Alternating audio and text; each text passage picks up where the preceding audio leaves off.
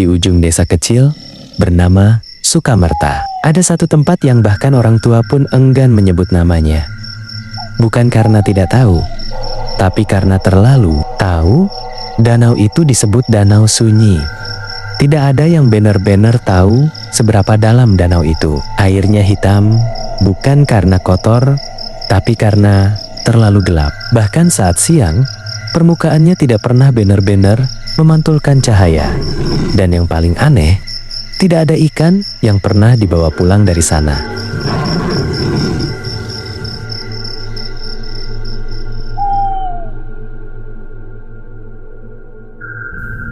Raka, 18 tahun, baru pindah ke desa itu bersama pamannya. Ia bukan tipe yang percaya cerita mistis, cuma danau biasa. Katanya, suatu sore di warung, seorang lelaki tua yang duduk di pojok langsung menoleh. Kalau cuma danau biasa, kenapa orang yang kesana malam mulam gak pernah balik? Ucapnya pelan. Raka tersenyum tipis. Ya mungkin nyasar, tidak ada yang tertawa. Suasana warung langsung hening.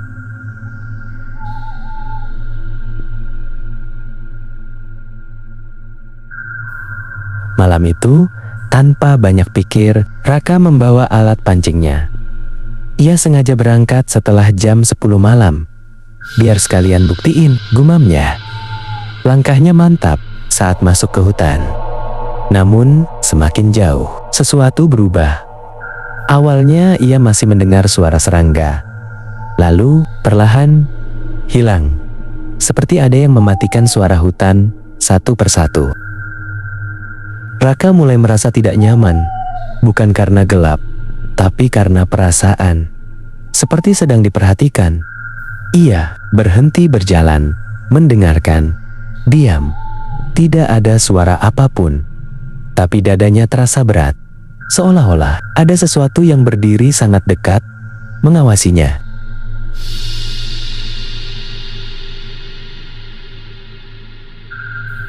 Saat Raka sampai, ia langsung berhenti. Danau itu tidak seperti yang ia bayangkan. Airnya terlalu tenang, tidak bergerak sama sekali. Bahkan angin pun seperti tidak menyentuhnya.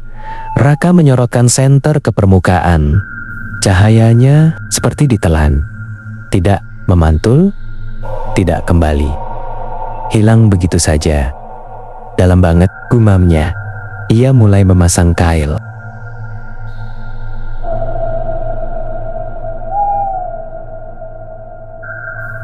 Umpan dilempar. Biure. Raka duduk di batu. Menunggu. 1 menit. 2 menit. 5 menit. Lalu, tegang, senarnya menegang tiba-tiba. Dapat. Raka langsung berdiri. Ia menarik. Berat, tapi bukan seperti ikan. Tidak ada perlawanan liar, tidak ada gerakan cepat. Hanya berat. Seperti menarik sesuatu yang tidak ingin bergerak. Raka mengerutkan dahi. Nyangkut ya? Ia menarik lebih kuat. Perlahan, sesuatu muncul. Bukan ikan, bukan sampah. Itu rambut hitam, panjang, basah, menempel di kailnya.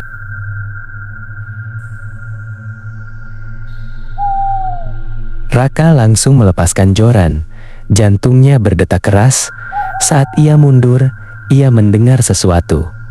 Tepat di belakang telinganya, seperti suara napas. Dingin. Pelan. Sangat dekat.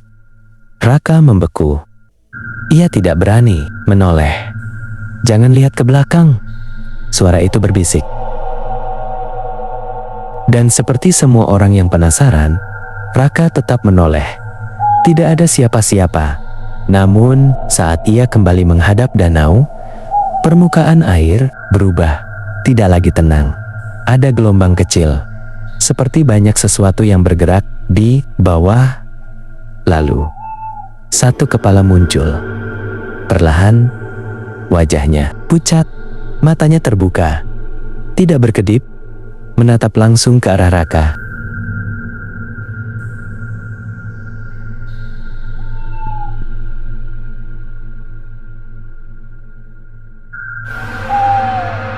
Raka mundur, 1 langkah, 2 langkah.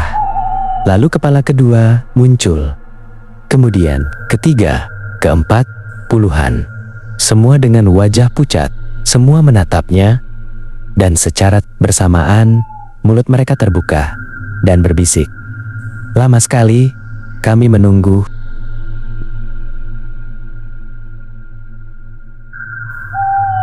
Raka berbalik dan lari. Secepat mungkin, cabang pohon menghantam wajahnya, napasnya kacau. Namun di belakangnya tidak ada suara, langkah, tidak ada kejaran. Justru itu yang lebih menakutkan, karena saat ia berhenti sejenak, ia sadar hutan berubah. Jalur yang ia lewati hilang, dan di depannya, danau itu lagi. Raka mulai panik. Ia berlari ke arah lain. Namun setiap arah selalu berujung sama. Danau. Selalu Danau Sioliola tempat itu. Tidak ingin melepaskannya. Tiba-tiba tanah di bawah kakinya basah. Padahal ia tidak di air. Ia melihat ke bawah. Tanah itu seperti lumpur hidup, bergerak, lalu sesuatu mencengkeram pergelangan kakinya. Tangan, dingin, licin, kuat. Raka menjerit dan berusaha lepas, tapi tangan lain muncul. Dan lagi, menariknya ke bawah.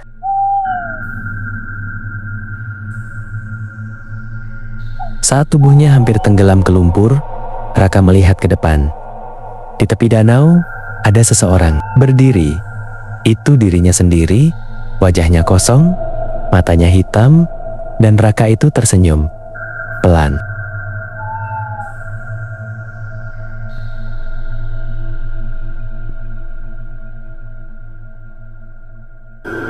Keesokan harinya, warga menemukan alat pancing di tepi danau. Tidak ada Raka, tidak ada jejak, tidak ada tanda perlawanan. Hanya satu hal aneh, ada bekas banyak kaki di tanah. Tapi semua jejak itu mengarah masuk ke danau. Tidak ada satupun yang keluar.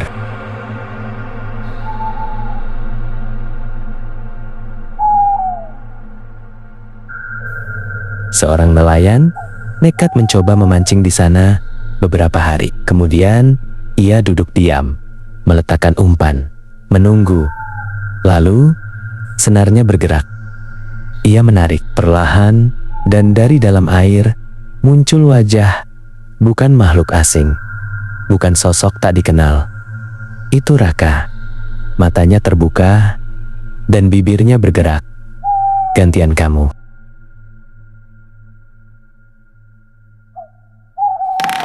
Sudah 7 hari sejak Raka menghilang. Namun desa Sukamerta belum benar-benar tenang. Karena setiap malam, suara dari arah danau mulai terdengar. Bukan suara hewan, bukan suara angin, melainkan suara seseorang memanggil pelan dari dalam hutan.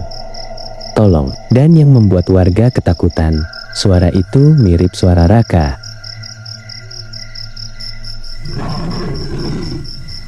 Dimas, sahabat Raka, berdiri di depan rumah pamannya malam itu. Aku yakin dia masih hidup. Pamannya menggeleng pelan. Kalau danau sunyi sudah ambil seseorang, biasanya tinggal nama. Tapi belum ada mayat. Karena danaunya tidak mengembalikan. Jawaban itu membuat bulu kuduk Dimas meremang. Namun ia tetap tidak percaya.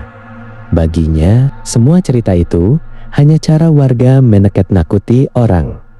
Sampai malam berikutnya, ia mendengar sendiri suara itu.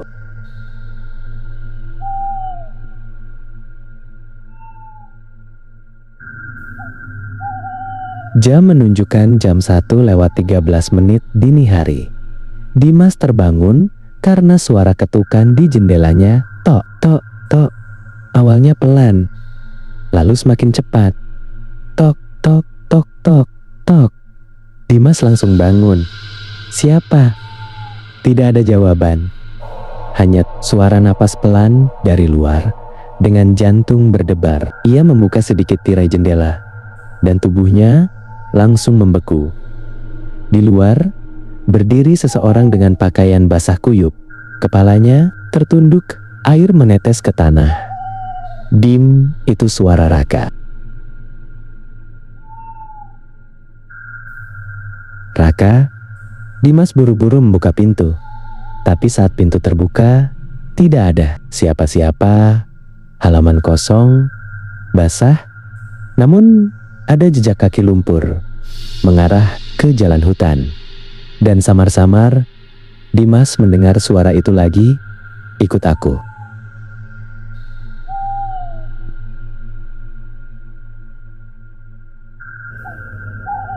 Keesokan paginya, Dimas mendatangi rumah tetua desa, namanya Mbah Wiryo, usianya hampir 80 tahun, namun matanya masih tajam. Saat mendengar cerita Dimas, wajah lelaki tua itu langsung pucat. "Kamu lihat dia?" Dimas mengangguk. Mbah Wiryo terdiam lama sebelum berkata, "Itu bukan Raka lagi." Ruangan langsung terasa dingin. Maksudnya, danau sunyi bukan tempat orang tenggelam. Lalu, itu tempat sesuatu di bawah air mencari pengganti.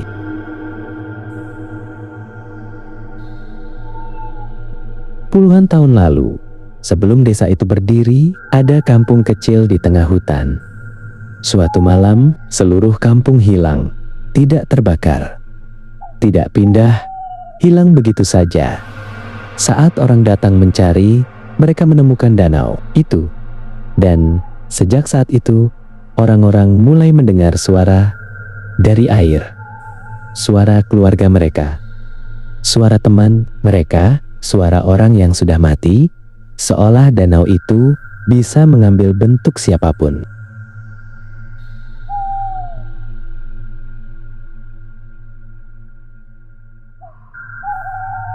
Di bawah danau itu ada sesuatu, bisik Mbah Wiryo.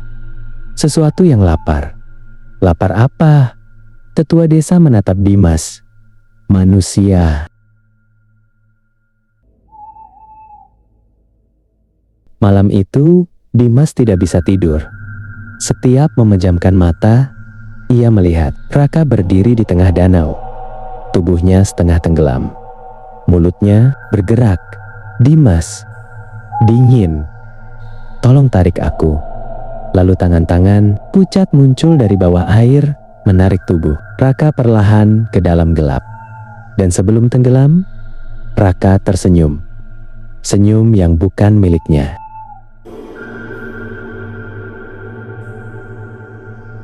Jam 2 pagi, ketukan itu datang lagi. "Tok, tok, tok."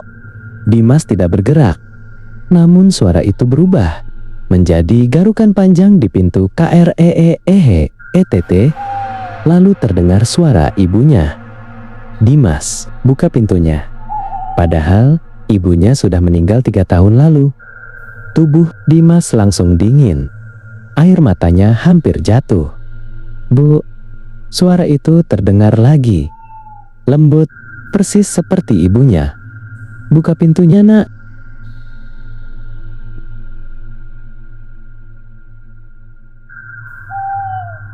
Dengan tangan gemetar, Dimas mengintip dari celah pintu, dan ia menyesal. Di depan rumah, berdiri sosok ibunya, tapi wajahnya terlalu pucat, matanya hitam pekat, dan senyumnya terlalu lebar. Keesokan harinya, Dimas memutuskan pergi ke danau. Ia ingin memastikan apakah Raka benar-benar masih hidup. Kabut tebal menyelimuti hutan. Namun anehnya, jalan menuju danau terasa lebih dekat, seolah-olah tempat itu memanggilnya. Saat sampai, air danau bergelombang pelan, dan di tengahnya ada seseorang berdiri. Raka. "Raka!" teriak Dimas. Sosok itu perlahan menoleh. Wajahnya pucat, matanya kosong, namun ia tersenyum. "Dimas, bantu aku, tarik aku keluar." Air di sekitar tubuhnya mulai bergerak. Dan Dimas akhirnya sadar, Raka tidak berdiri. Tubuhnya mengambang, dan dari bawah air, puluhan tangan pucat sedang memeganginya.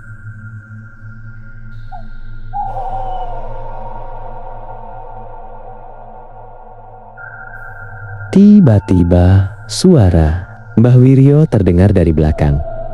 "Jangan dekat, tetua desa itu datang sambil membawa obor. Dia bukan temanmu lagi." Raka perlahan tertawa, namun suaranya berubah. Bukan satu suara, banyak suara, bertumpuk jadi satu. "Kami lapar, kami dingin, kami ingin keluar." Permukaan danau mulai berguncang. Satu persatu kepala muncul dari air. Puluhan, mungkin ratusan, semua menatap ke arah darat. Kabut berubah semakin tebal, dan untuk pertama kalinya, makhluk-makhluk itu mulai berjalan keluar dari danau.